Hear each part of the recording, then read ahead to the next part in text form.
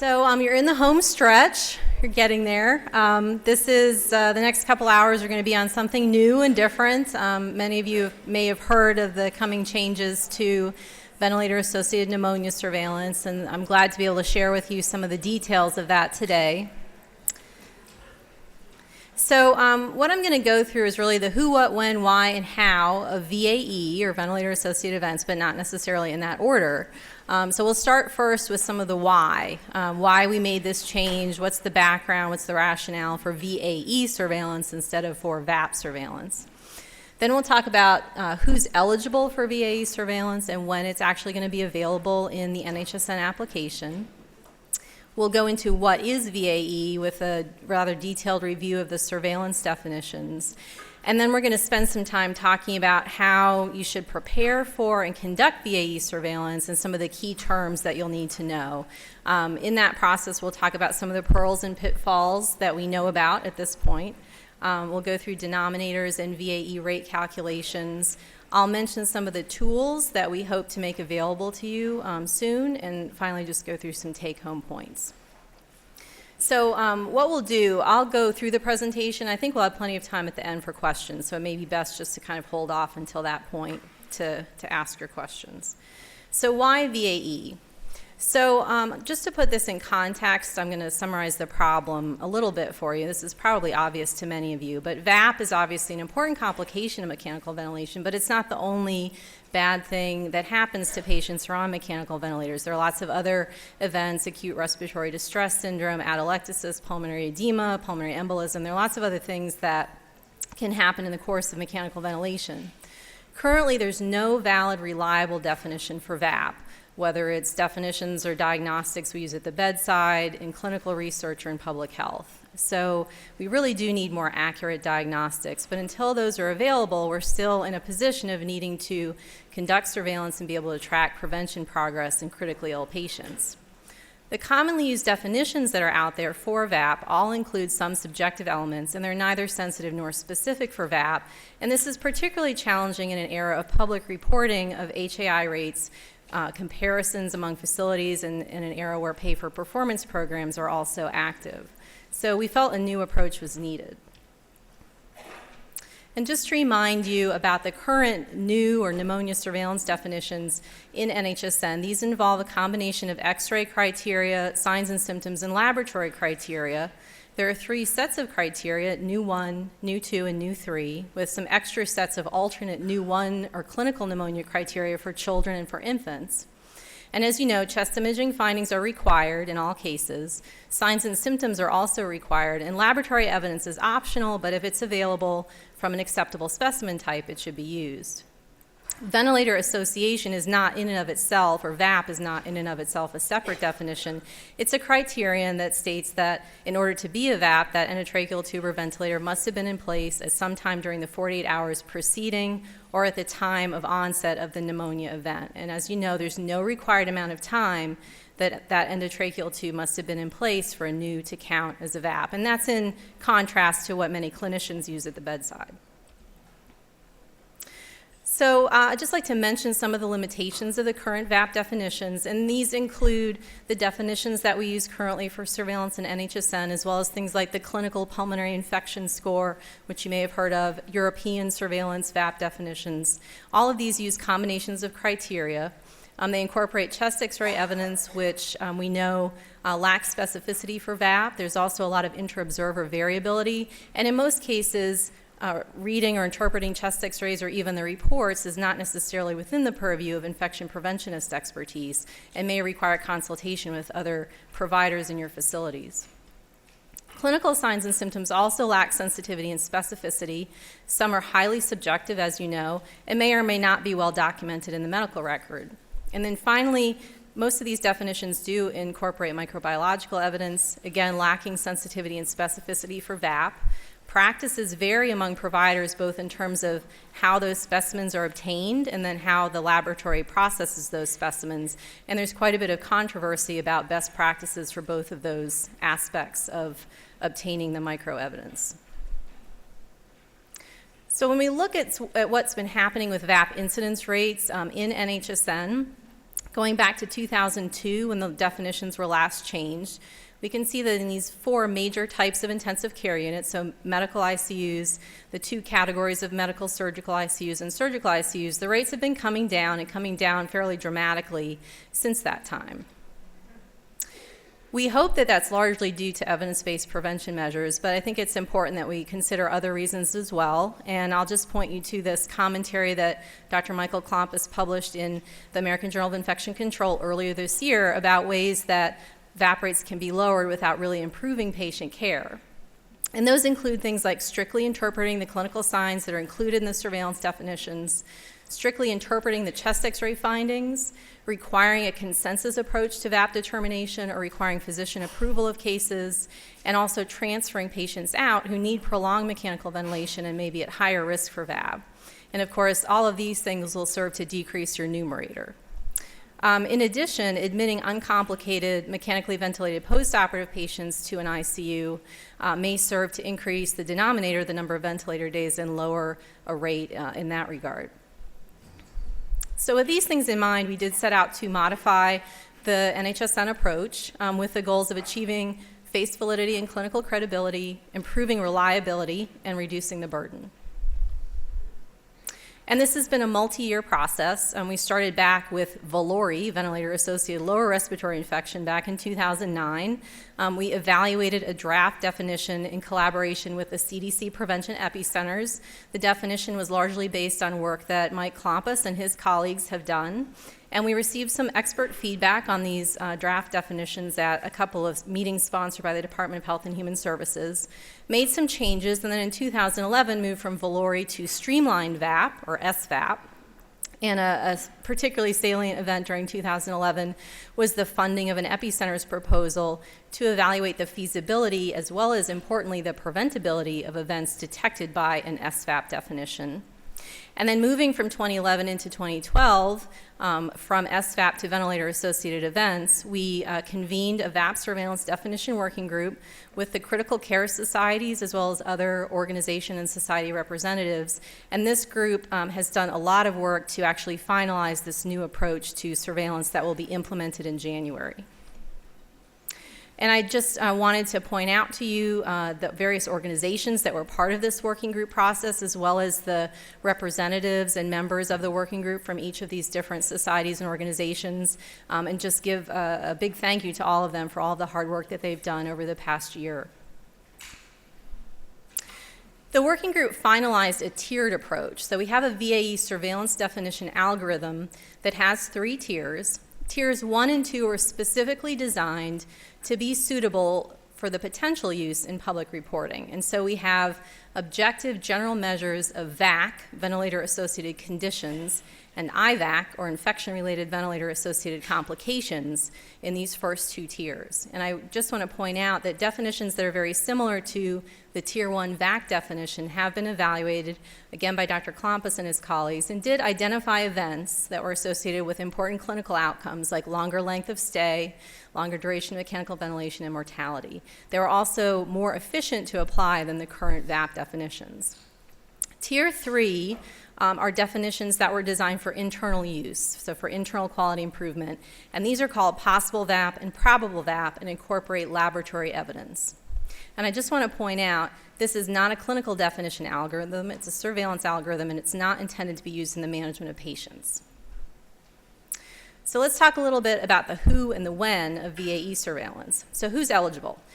Right now, just adults are eligible for VAE surveillance, so patients who are 18 years of age and older.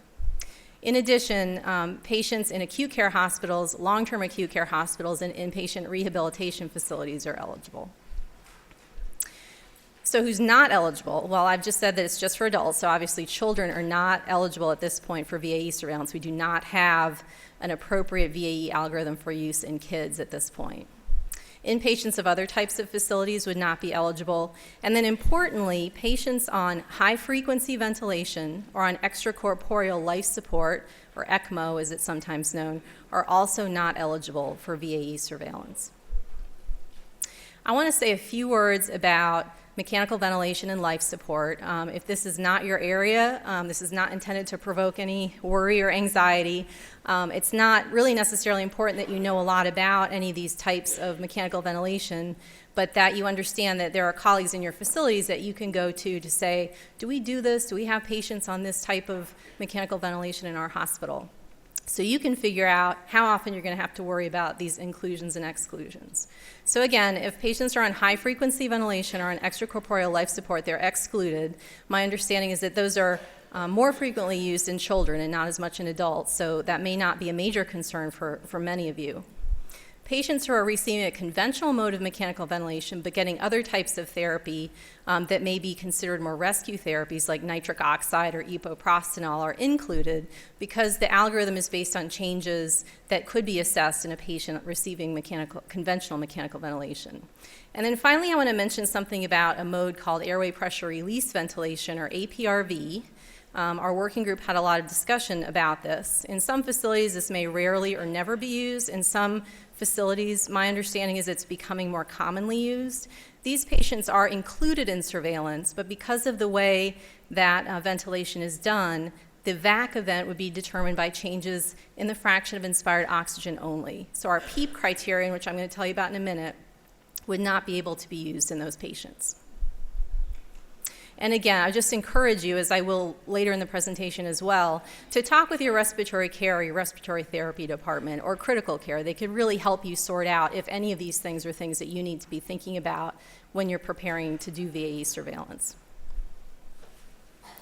So VAE surveillance is on track to be available in NHSN in January of 2013. So at that point, the application should be able to accept your reports.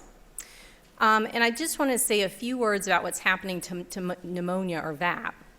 So in 2013, the current VAP protocol will still be used for neonatal and pediatric patients only. So in-plan VAP surveillance will still be available for pediatric patients and for neonates. We have recently convened a working group to talk about modifying the VAE surveillance approach to be appropriate for pediatric patients and for neonates, but that's going to be a longer process. So we're not ready for VAE yet in children. In 2013 as well, the current pneumonia definitions will still be available for off-plan surveillance of VAP in adults and for off-plan surveillance of non-ventilated pneumonia in adults or children. So hopefully that makes sense. So let's go through what VAE is. So this is a summary of the algorithm. So at the top, the first part of the algorithm, we have a respiratory status component. This requires that the patient be on mechanical ventilation for more than 2 days, and that the patient have a baseline period of stability or improvement on the ventilator, followed by a sustained period of worsening oxygenation. This will define a ventilator-associated condition. The second part of the algorithm is an infection or inflammation component. And if the patient, in addition to VAC, has some general evidence of infection or inflammation, that will define an infection-related ventilator-associated complication, or an IVAC. And then finally, at the bottom of the algorithm, incorporating some results of microbiological testing, you can get to the internal use definitions of possible or probable VAP. So no chest x-ray is needed. It is not part of this algorithm. The first part of the algorithm, the VAC part, is based on changes in FiO2, that's the fraction of inspired oxygen, or PEEP, which is positive end-expiratory pressure. The IVAC part of the algorithm is based on abnormal temperatures or abnormal white blood cell counts and a new antimicrobial agent being started and continued for a period of time. And then again, at the bottom here, we incorporate criteria such as purulent respiratory secretions or other positive laboratory evidence. And just to emphasize again, those two top tiers in the orange boxes, these are the definitions the working group developed with the idea of possible future public reporting. The bottom tier in yellow, possible or probable VAP, is there for internal quality improvement purposes. So let's get into the details a bit. So tier 1, or VAC. I mentioned that the patient has to have a baseline period of stability or improvement on the ventilator, and that's defined by at least 2 calendar days of stable or decreasing daily minimum FiO2 or PEEP values. Following that baseline period, the patient would have to meet one of the two criteria in that red box, either an increase in the daily minimum FiO2 of at least 20 points over the daily minimum FiO2 in the baseline period, or an increase in the daily minimum PEEP of at least 3 centimeters of water over the daily minimum in the baseline period. And in these cases, these increases have to be sustained for at least 2 calendar days. For IVAC, this is only in patients who've already met criteria for VAC. They have to have, within a defined period of time around the onset of that VAC event and after 2 days of mechanical ventilation, an abnormal temperature or an abnormal white blood cell count, and they have to have been started on a new antimicrobial agent and have been continued on that agent or agents for at least 4 calendar days.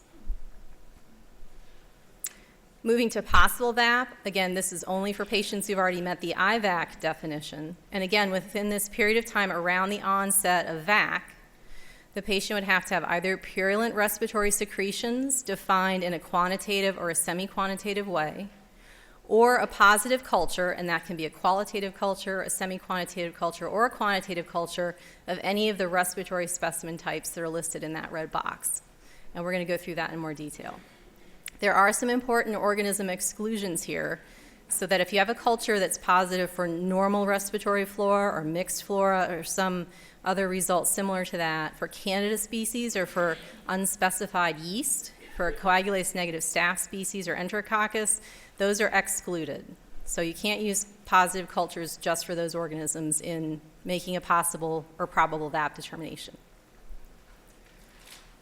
Moving to probable, again, patients have to have already met IVAC, and in this case, they would have to have purulent secretions and a positive culture, and that positive culture has to meet certain defined quantitative or semi-quantitative criteria.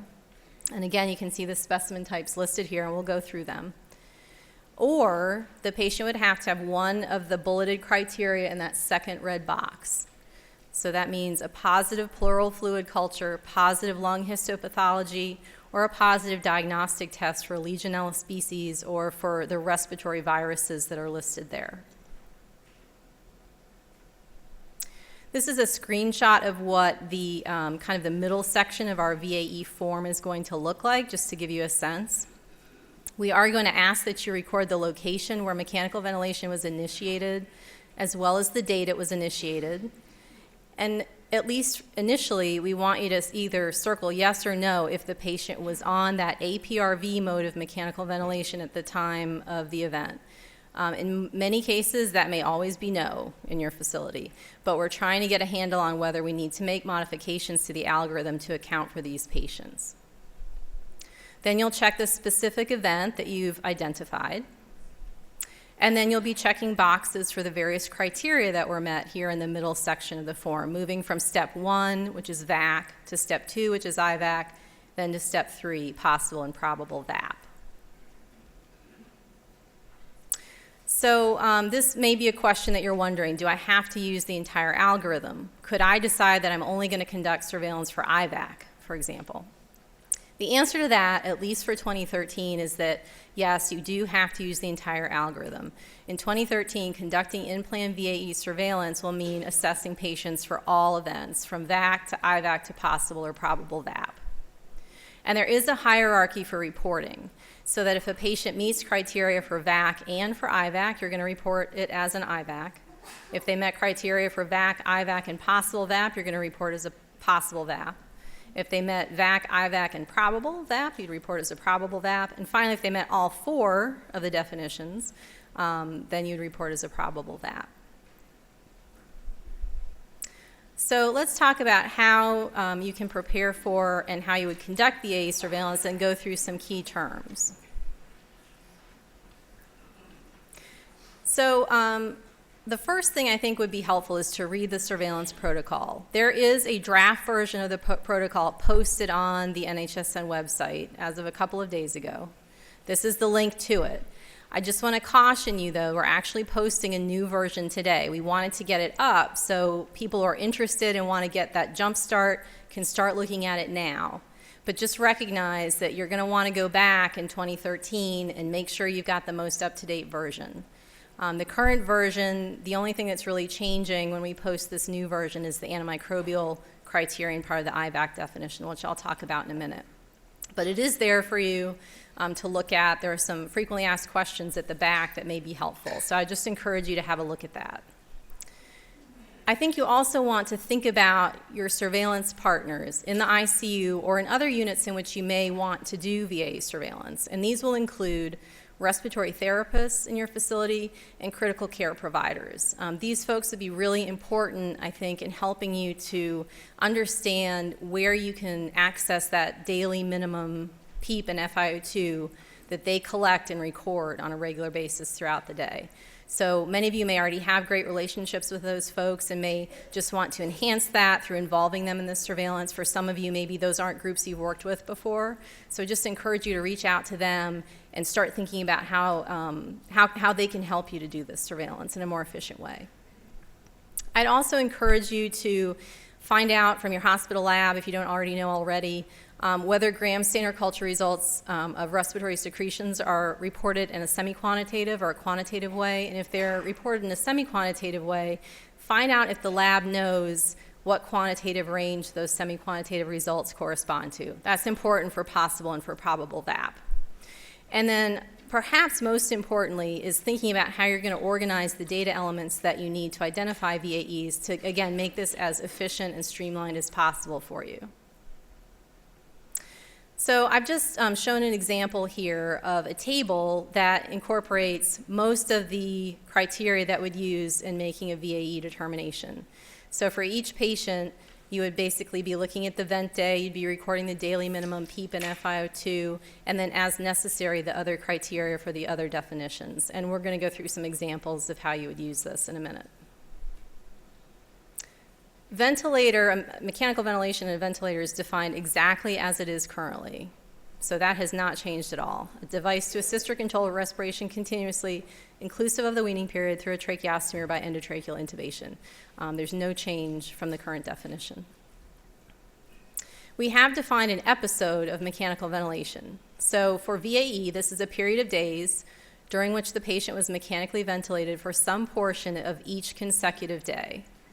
A break in mechanical ventilation of at least one full calendar day, followed by reintubation and reinitiation of mechanical ventilation during the same hospital stay, is a new episode. And that's important when patients are extubated and reintubated for deciding how you would continue surveillance for VAE. And I think that will become more apparent during our case studies that Cindy's going to go through.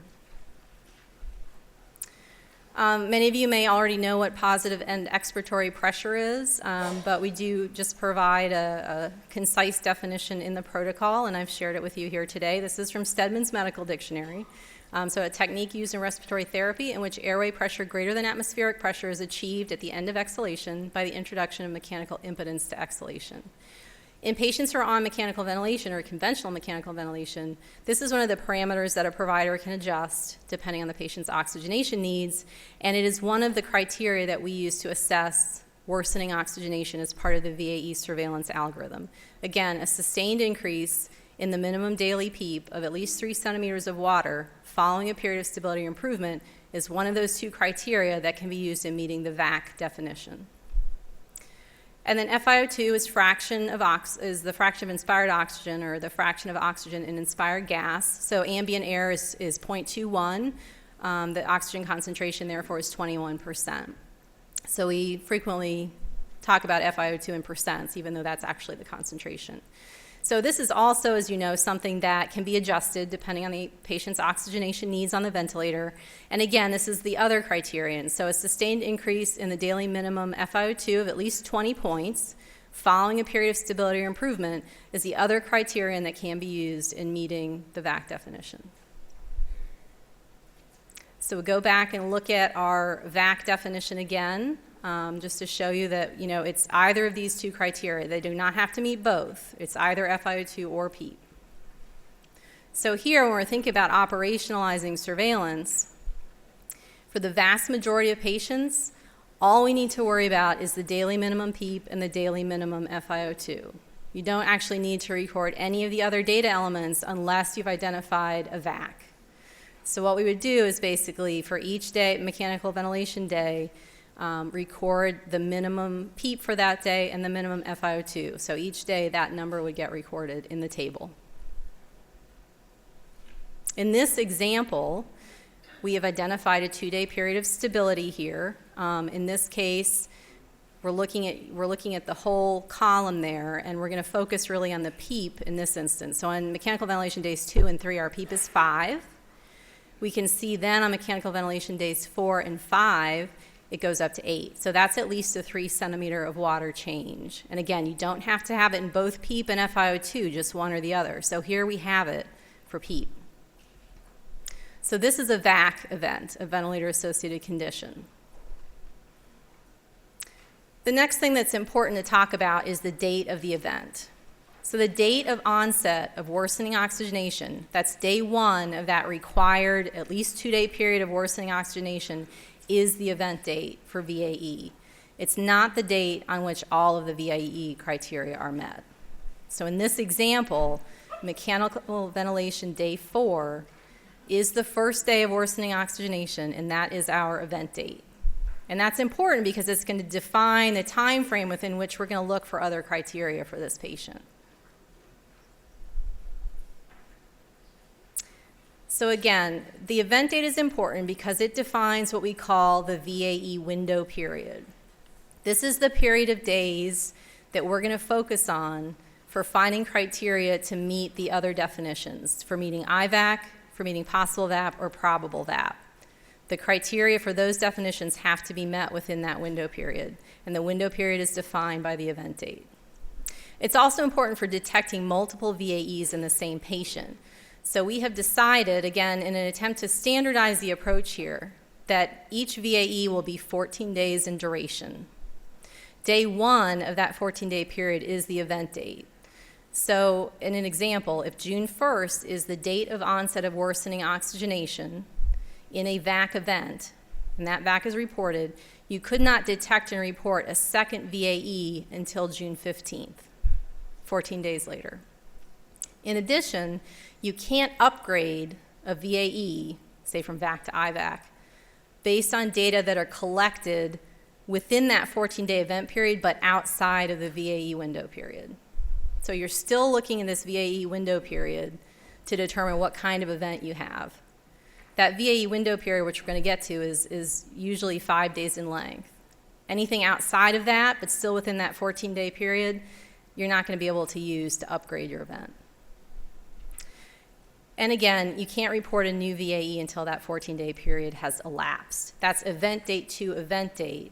So your baseline period of stability or improvement may be occurring at the end of one 14-day period, and then you have your onset of worsening oxygenation on day 15. So let's talk more about this VAE window period, since I've mentioned it a few times. This is the period of days around the event date, which is again the day of onset of worsening oxygenation, within which the other VAE criteria must be met. It's usually 5 days, and it includes the 2 days before, the day of, and the 2 days after the VAE event date. And again, that is the first day of worsening oxygenation. So this is a diagram of the VAE window period. So the first row here is the day of mechanical ventilation. The second row shows you the VAE day, where day 1 is the event date. There is no day 0 in our scheme. Just keep that in mind. There's no day 0. And then you'll see that I've listed in the other rows some of the criteria that would need to be met for VAC, for IVAC, and for possible and probable VAP. The gray shaded area, including the yellow area, is the window period. So it's the 2 days before the event date, VAE days -2 and -1, the event date itself, which is VAE day 1, and the 2 days after the event date, VAE days 2 and 3. And so in this case, your temperature or your white blood cell count abnormalities would have to be met on any of those 5 days. Your antimicrobial agent, your new agent, would have to be started in that shaded period and then continued for at least 4 days, although that continuation can move outside of the window. It has to be started in the window. And then your purulent respiratory secretions, your cultures that are positive, those things all have to have been collected within that shaded period. There is an exception. It seems like there's always an exception. This is a situation when the VAE window period is only 3 or 4 days. That can happen if the patient is very early in the course of mechanical ventilation. Remember, we've said that patients with VAE have to have been on the ventilator for more than 2 calendar days. The first 2 calendar days of mechanical ventilation can be their baseline period, so that they actually have their onset of worsening oxygenation on day 3. But they can't have their elevated temperature or their antimicrobial start on those first 2 days of mechanical ventilation. They can't have their positive culture collected on those first 2 days and have it count towards a VAE determination. So in those cases, I'm going to show you this diagram again. In this case, if you look at the mechanical ventilation row, you'll see this patient's actually very early in the course of mechanical ventilation. So in this case, mechanical ventilation's day 1 and 2, that's this patient's baseline period. They really just went on mechanical ventilation very recently. Mechanical ventilation day 3 is actually their event date in this case. That's their first day of worsening oxygenation. And then they actually fulfill all their VAC criteria on day 4. In this case, because we can't use any of the criteria on mechanical ventilation day 1 or 2 for IVAC, for possible or probable VAP, we only have a 3-day window period. So it's the event date and the 2 days after. It's during that 3-day period that they would have to have an abnormal temperature white count, that they would have to have been started on a new antimicrobial agent, and that they would have to have had any respiratory specimens collected to be used in meeting any of the other definitions. And this is all outlined in the protocol as well. So let's move on to IVAC.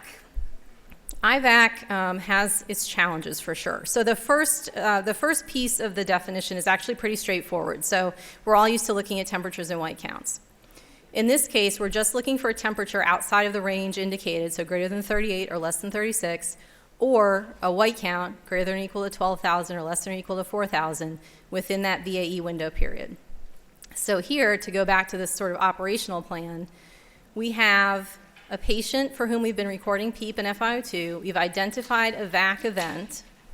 I've highlighted the baseline period, the day of the event, and the 2 days after in yellow, and I've shown you the event date.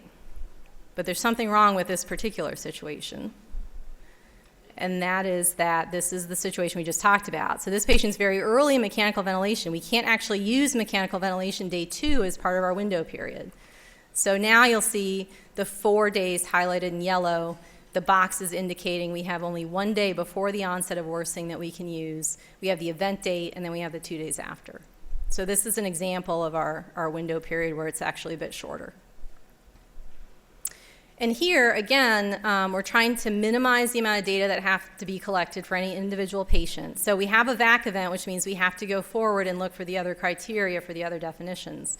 So here we would fill in the temperature and white count information for this patient, but just for the VAE window period, because that's all we're really concerned with in meeting this surveillance definition. And in fact, it may be so obvious that you don't have to record all of this information. They may have multiple temperatures like this patient does that would meet the definition, and you just have to find one. Having identified that abnormal temperature or white count, we have to now go on and think about whether a new antimicrobial agent was started and if it was continued for at least 4 calendar days. I'm going to tell you that my personal opinion is that this is the most complicated part of this surveillance definition algorithm. And I would just ask you to be patient. I think it will eventually make sense to all of you. And it's not perfect. We have really tried to figure out a way to keep it as simple as we can and yet account for all of the things that we know can exist in a critically ill patient in the ICU with renal insufficiency and everything else. We're not requiring that you need to know the dosing of the agent, what the patient's renal function is, or what the indication for therapy is. We've tried to kind of define a standardized way to do this that's not too terribly complicated. So the first step is figuring out if a new antimicrobial agent has been given. And so we have defined a new agent. It's any agent listed in the appendix of the protocol, and I'll mention what those things are, that is initiated on or after the 3rd calendar day of mechanical ventilation and in the VAE window period, which is the period, again, defined most of the time by the 2 days before, the day of, and the 2 days after VAE onset. The agent's considered new if it was not given to the patient on either of the 2 days preceding the current start date. And the new agent has to have been continued for at least 4 consecutive days. But there's no requirement that it be the same antimicrobial agent given on 4 consecutive days. You could have a combination of agents that get you to that required 4 days. It has to have been administered IV, IM, via the digestive tract or via the respiratory tract. So things given intraperitoneally, washings at the time of surgery, topical agents, those things do not count. So I just want to mention briefly what drugs are in the appendix. Again, this is online. This hasn't changed, so you can look at that. It's on page 20 of the VAE protocol that's posted. It is a broad range of agents that could be used to treat healthcare-associated infections. Mostly it's antibacterials, which you'd expect. There are antifungals in there, and there are a few antivirals in there as well.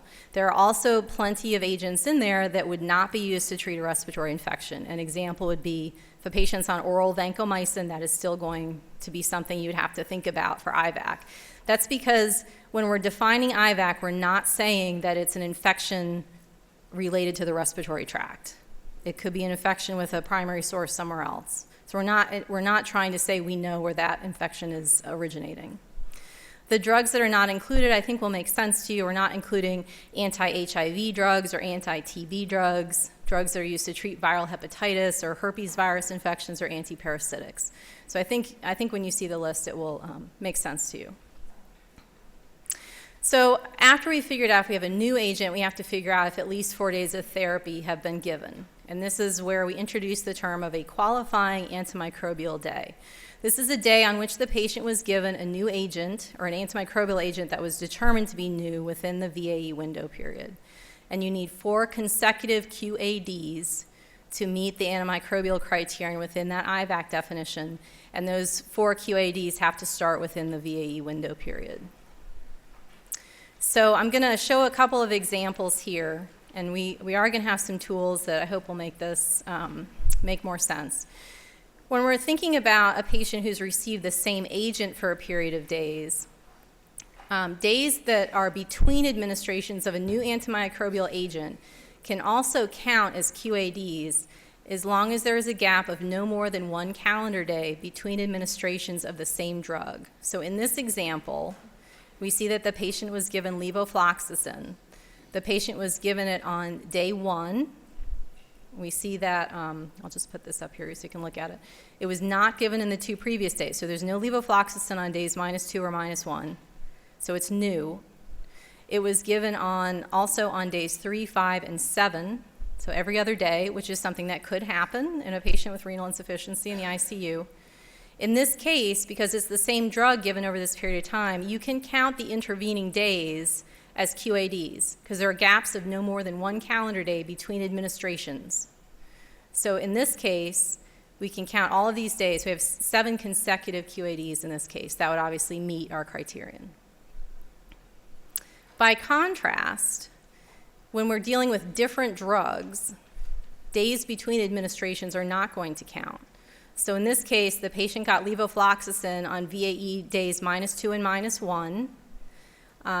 That's a new drug because it wasn't given in the 2 days before day -2. Then nothing is given on VAE day 1, and then the patient gets a new antimicrobial agent, meropenem, on VAE day 2.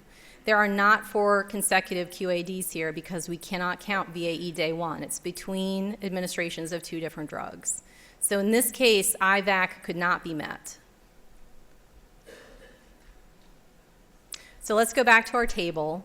So again, this is a patient for whom we've identified an abnormal temperature.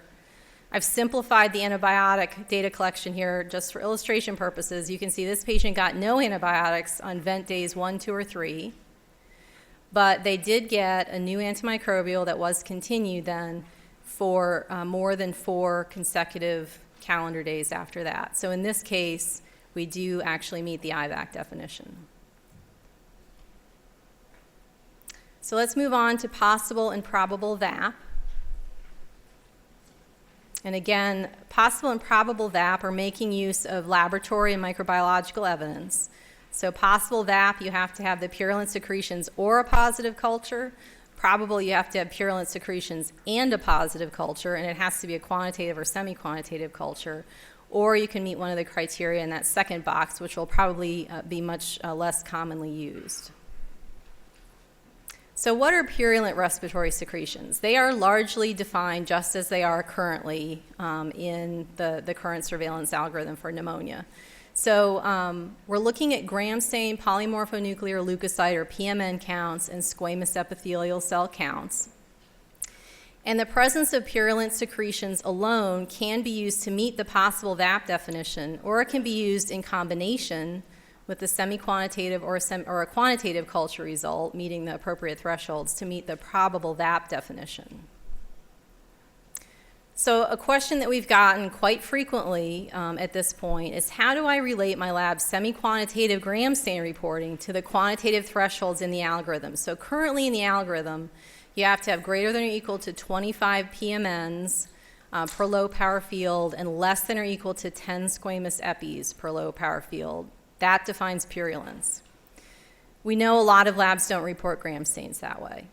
So the first step is really talk to your laboratory manager or director. He or she may be able to tell you what quantitative range corresponds to their semi-quantitative reporting. If your lab does not have this information, we are trying to provide some guidance on this issue so that people can still use these definitions for their internal purposes. What I've shown here is actually from the Clinical Microbiology Procedures Handbook, the most recent edition, and we're going to just arbitrarily use this range for circumstances where a laboratory just simply can't provide you with more information. So in this case, looking at these equivalencies here, purulent respiratory secretions for our surveillance purposes could be defined by a report of heavy or 4+ or greater than or equal to 25 neutrophils per low power field, and a report of rare, occasional, few, 1+ or 2+, or less than or equal to 10 squamous epithelial cells per low power field.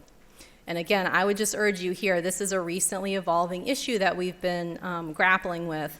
Please just review the protocol in 2013 to make sure nothing has changed. Hopefully it won't, but just make sure you have the most updated protocol. Let's talk a little bit about respiratory culture results.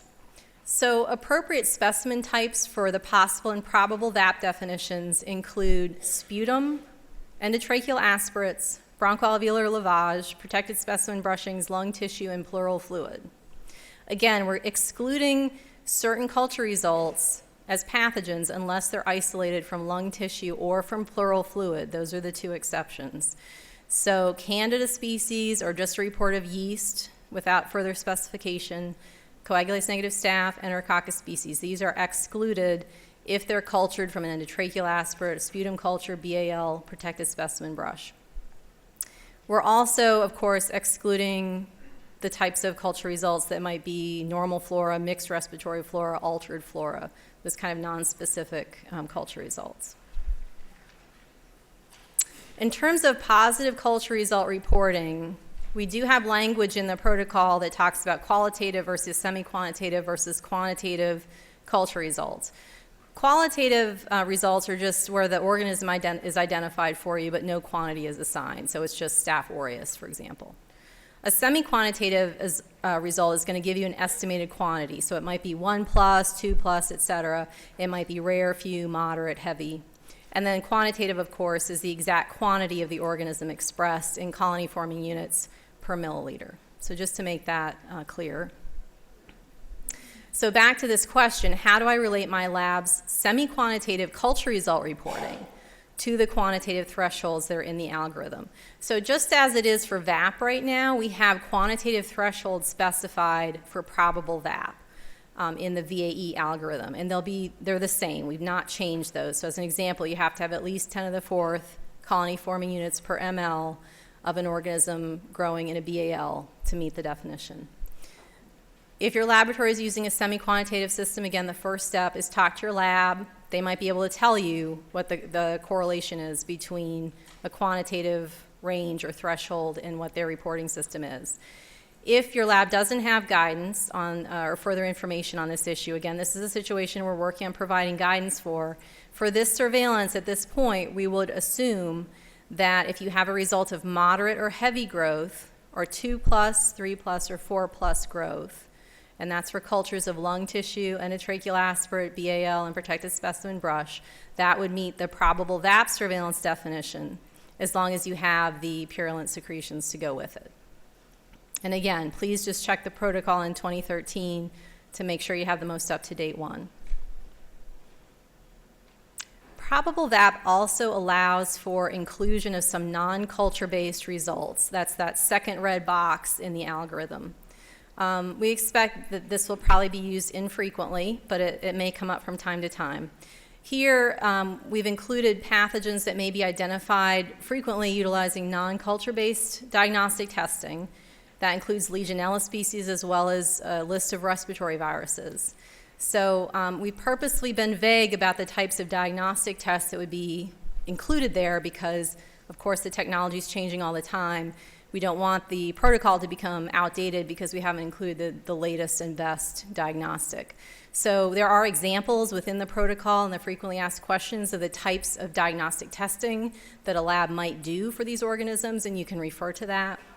But the language in the algorithm itself is purposefully a bit vague on this point. There are lots of other pathogens, including things like Mycoplasma and Chlamydophila, that are detected using non-culture-based techniques. We do not have those currently included in probable VAP criteria. Again, we've purposefully limited the other pathogens to a few select things that we want to be sure to capture. Is it possible that that list could change over time? Sure, it's possible. But for right now, we've started with just a few things.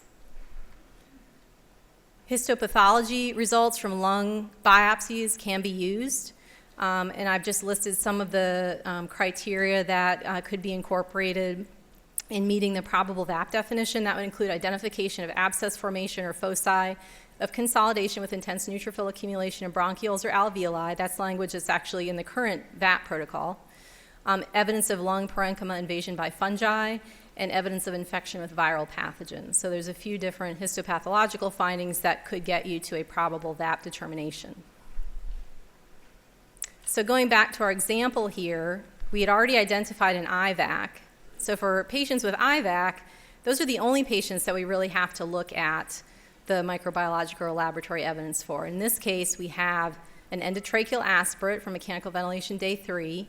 It's purulent based on the criteria that we've laid out in the protocol, but it's growing Staph aureus. We're not told any quantity there, semi-quantitative or otherwise. So in this case, this is a possible VAP because we have the purulent secretions, we have a positive culture, but we don't have purulent secretions and a quantitative or semi-quantitative culture.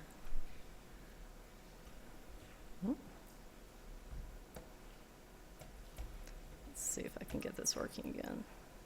Okay. So, so probable VAP, again, requires the criteria that I've been talking about. I want to show you one more example here.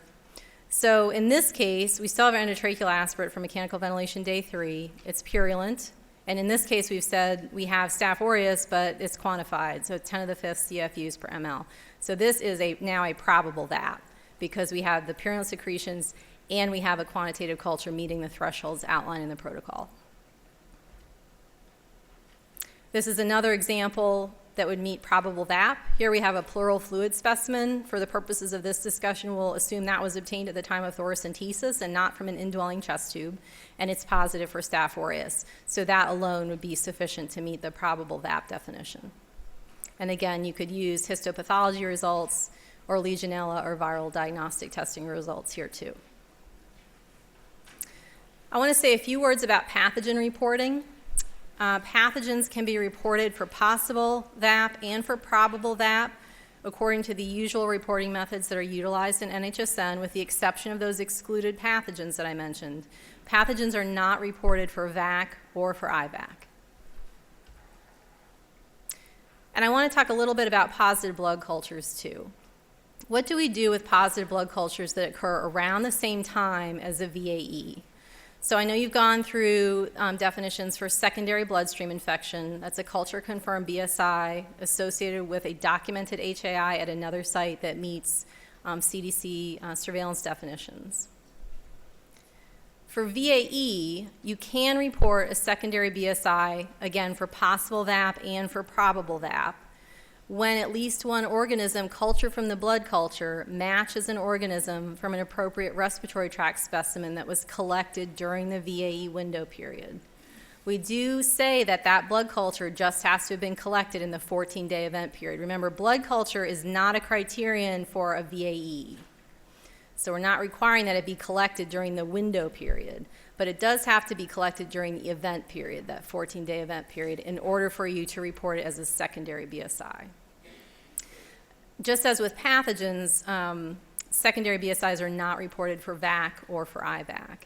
And I should mention too there in that second bullet, you can't report a secondary BSI for a possible or a probable VAP if a respiratory culture was not performed. So if you have a possible VAP that's met with purulent respiratory secretions alone, there's no culture, or a culture was negative, you can't call a secondary BSI in that instance. If you have a probable VAP that was met with a histopathology criterion, again, you're not going to be able to report that secondary BSI. So just a few key things to remember about numerator data collection. For most patients, you're only going to need to be worrying about collecting the daily minimum PEEP and FiO2 on the ventilator, nothing else, for most patients. You only need to assess the temperature and the white blood cell count information for patients who fulfill that criteria, and then you only need to look at those values during the 3 to 5 day VAE window period. You only need to look at the antimicrobial administrations for patients who have VAC and an abnormal temperature or white count. And again, you're focusing on identifying new antimicrobial agents during that 3 to 5 day VAE window period. So as you move on, you're kind of winnowing down the number of patients that you need to collect this information for. And then lastly, of course, you only need to look at the laboratory, the microbiology, or the pathology data for patients who've met IVAC. And again, just those specimens that would have been collected during the window period. So I want to say a few words about denominators. Ventilator days and patient days, just as usual, are used for denominators. You're going to collect the data daily at the same time each day. We have done nothing to change the way in which ventilator data are collected. Your daily counts will be summed, and the total for the month will be reported in NHSN. Again, ventilator days is the number of patients in your chosen location who are managed with a ventilatory device. And we have decided, at least at this point, because we don't have evidence to suggest we should be excluding them, that you will just be counting all ventilator days. You're not going to be worrying about patients who haven't been on the vent long enough to have a VAE. You're not going to be worried about excluding vent days for patients on our excluded therapies, or in the case where you have a pediatric patient housed in an adult location. For right now, you're just counting all of your ventilator days. And we are asking that you indicate for us the number of patients on APRV if you have patients like that in your units. Again, because we feel like we need to get a better handle on how common this is to know if we need to be thinking about changing our criteria. Again, your patient days, as you all know, number of patients in your chosen location. So this is the denominator form. And the only difference you'll see here in the ventilator column is that it's split in two now. So you'll be asked for the total patients on a ventilator and the number on APRV. And maybe for many of you that will be 0 all the time, but there may be some units or some facilities that use it on occasion or even a fair amount. So you just want to make sure you record that. And then for analysis purposes, which I'm really not going to talk very much about today, your rate is going to be your total number of VAEs divided by your ventilator days, and your ventilator utilization ratio will be calculated like it always has been. So just to reiterate some of the tips for getting started, do get familiar with that protocol. Do try to review those FAQs. We will try to add to those as we get more questions and develop more guidance for folks to use. Again, I think establishing or enhancing existing relationships with your respiratory therapists and your critical care colleagues is really important. There may be ways that they can help you collect these data or organize these data or track these data, depending on your individual circumstances.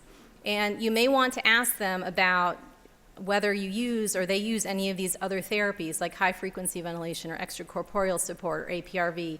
Are those things that are used in any of the units in your facility, so you can have that awareness when you're going in to do surveillance.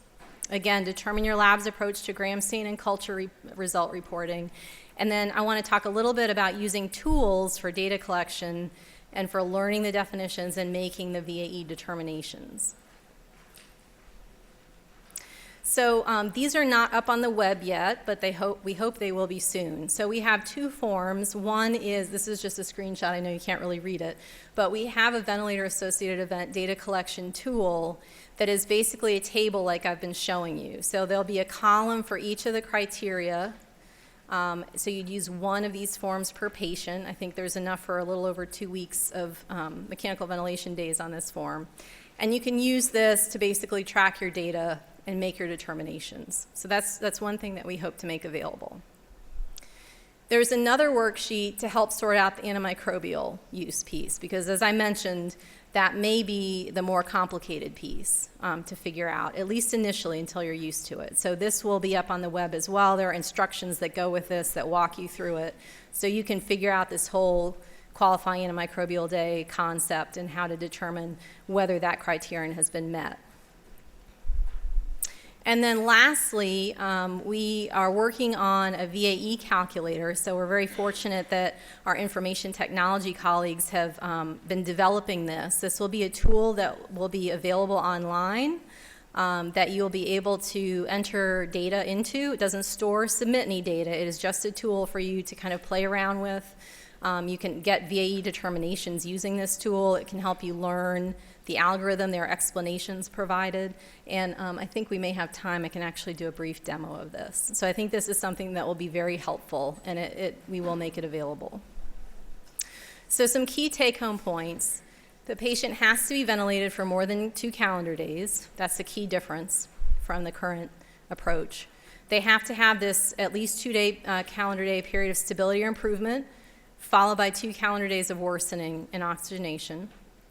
The earliest day that a VAE can have its onset, the event date, is day 3 of mechanical ventilation. The first day that all the VAC criteria can actually be fulfilled is mechanical ventilation day 4. The event date defines the VAE window period. Usually, again, it's 2 days before, the day of, and 2 days after the event date, so 5 days. But it could be shorter if that worsening of oxygenation is occurring early in the course of mechanical ventilation. So in those cases, it might be 3 days, it might be 4 days. Just be aware of that. All of the other criteria for IVAC, for possible VAP, and for probable VAP have to be identified within that VAE window period. And the VAE clock will start over again when the patient begins a new episode of mechanical ventilation, when a new event period starts, or when the patient comes off of an excluded therapy. So again, remember, they're not eligible for VAE surveillance if they're on high-frequency ventilation or ECMO. Once they come off, you start the process of looking for those changes in PEEP and FiO2 on conventional mechanical ventilation. So I just want to acknowledge lots and lots of people who have participated in this process over the past few years. It's been a real group effort. And I will thank you. My email is there. If you have questions, feel free to email me. Before I stop for questions, I do want to show you this calculator. Okay. So this is our VAE calculator. It is not yet on the NHSN website, but we hope it will be in the not too distant future. So the first thing you'll do here, there's a little calendar icon.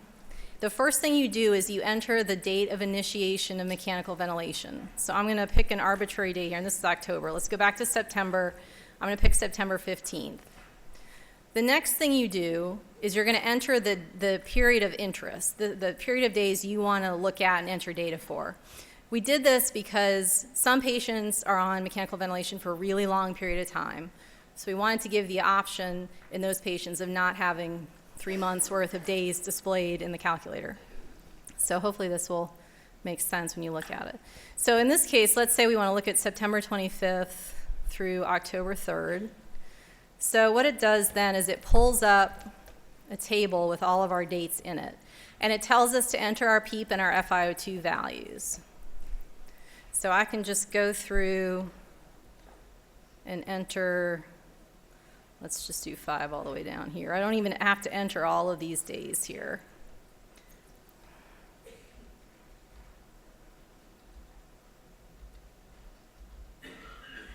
Okay, so I could even stop there, and I'll hit the Calculate VAC button, and it will highlight the event for me. And you'll see the event date. That's where the yellow VAC box is. So that will allow you to see the VAE window period. And it will also change that window period. I won't show you this, but if you are entering something early in the course of mechanical ventilation, it won't highlight the first couple of days. So if you have a shorter window period, it will reflect that. So now I have a VAC. I know I have to look for IVAC. So I click the Go to IVAC button. And again, there's some explanation at the top here to tell me what I need to do. But here you'll see I have a column for temperature. I have a column for the white count. And here I don't enter the actual temperature or white count. I'm just checking a box to say, yes, I have this criterion. So in this case, let's see, yeah, we have a temperature outside of the range on this day.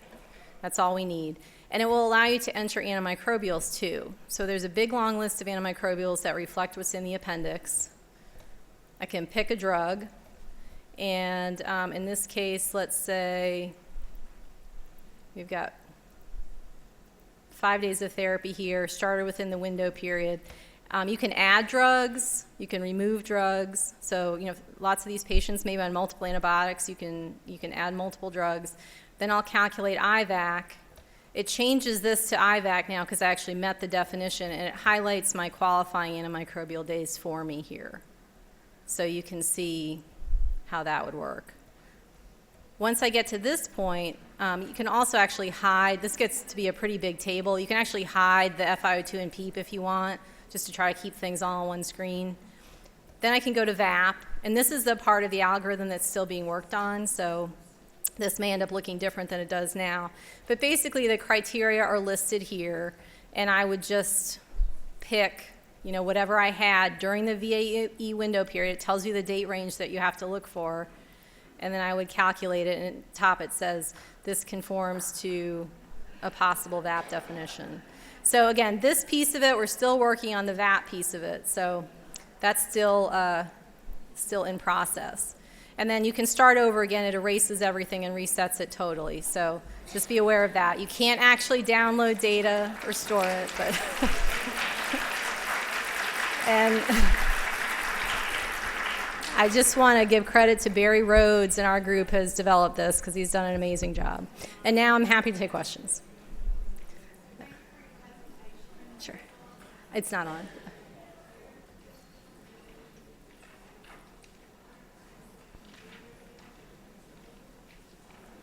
I don't know if Courtney can help.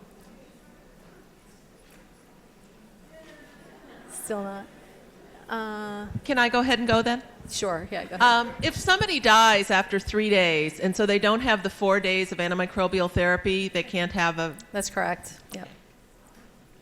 So maybe my mind's not transitioning yet, but where does aspiration and trauma prior to admission fit in? So those circumstances won't be specifically addressed or considered. Okay. I think a lot of it will actually be addressed in this requirement for a period of stability, okay, and a requirement that those first couple of days of mechanical ventilation aren't going to count for the other events.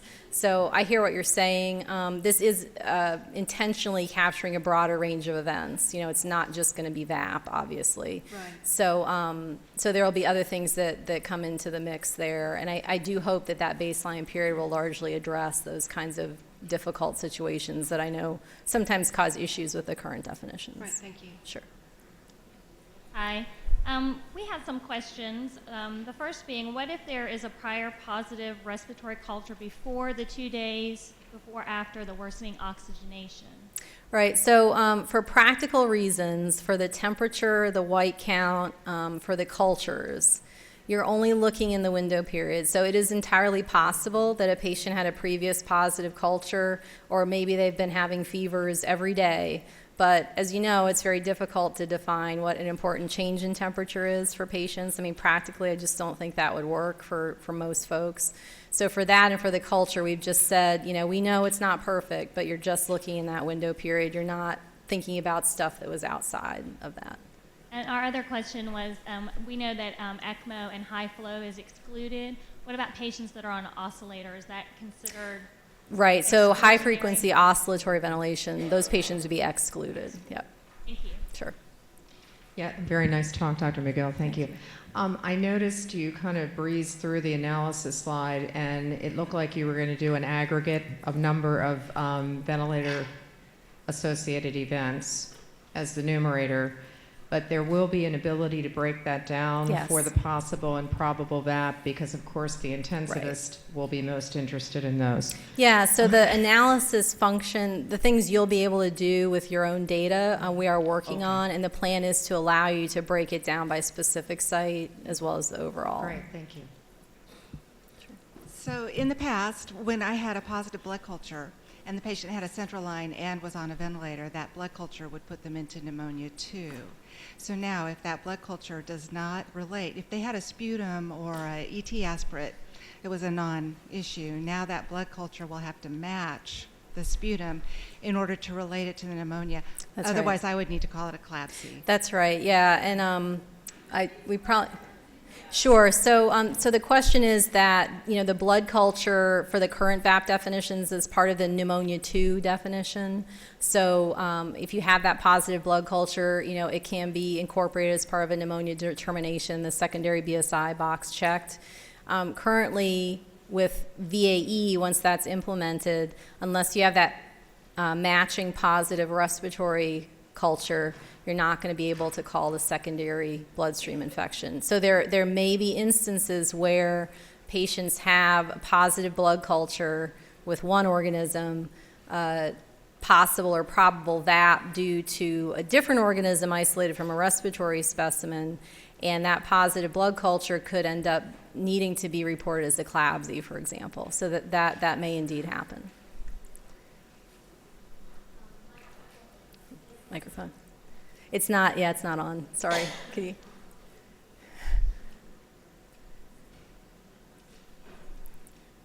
Is this one on? Yes, that's on. My question has to do with the use of APRV.